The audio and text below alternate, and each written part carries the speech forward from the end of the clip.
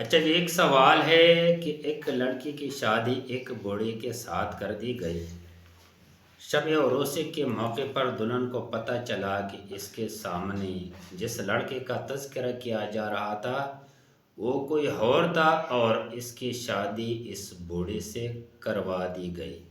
اس نے بوڑھے سے سخت نفرت کا اظہار کیا۔ شریعت میں کیا اس لڑکے کے بارے میں کیا حکم ہے؟ سوال پر غور کرنے سے پتہ چلتا ہے کہ وہ شخص جو دلہا اور دلہن کے درمیان واسطہ بنا، اس نے غلط بیانی، دجل اور فریب سے کام لیا۔ اگر اس دھوکہ دہی میں لڑکی کے گھر والے بھی شامل تھے تو سب کے سب گنہگار ہیں۔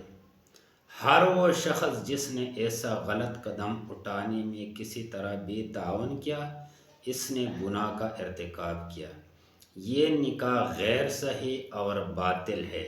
شریعت میں اس کی کوئی وقت نہیں ہے۔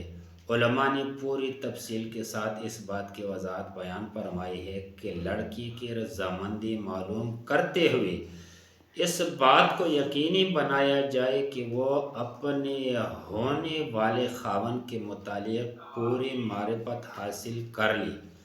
اس کا نام، نسب، تعارف اور شخصیت بالکل واضح کر دی جائے۔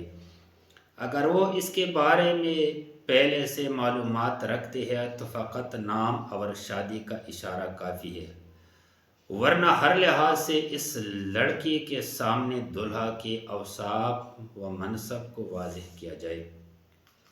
رسول اللہ صلی اللہ علیہ وسلم کے زمانے میں ایک عورت کی شادی اس کے باپ نے ایک آدمی سے کر دی۔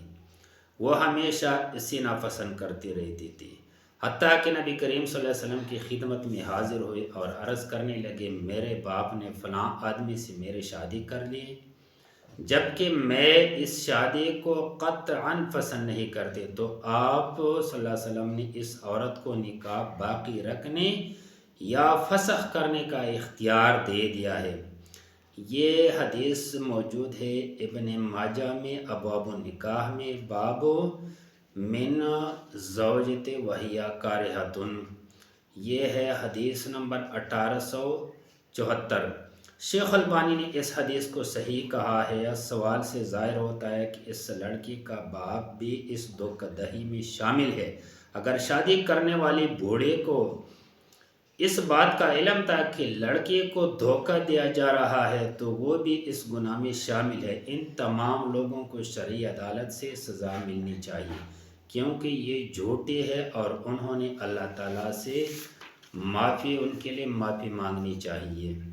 تو اسی طرح دھوکہ دہی کی شادی اور فراڈ فریب کی شادی کبھی بھی منظور نہیں ہے۔ شریعت میں اس چیز کی کوئی اجازت نہیں ہے، کوئی گنجائش نہیں ہے۔